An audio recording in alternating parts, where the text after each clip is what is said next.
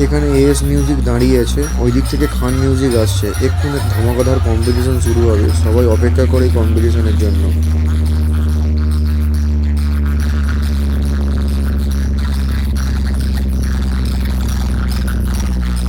সবাই কমেন্ট করে যেন ওই ভাইব্রেশন বেসটা কার পড়ছে, কে জিতলো এই কম্পিটিশনে।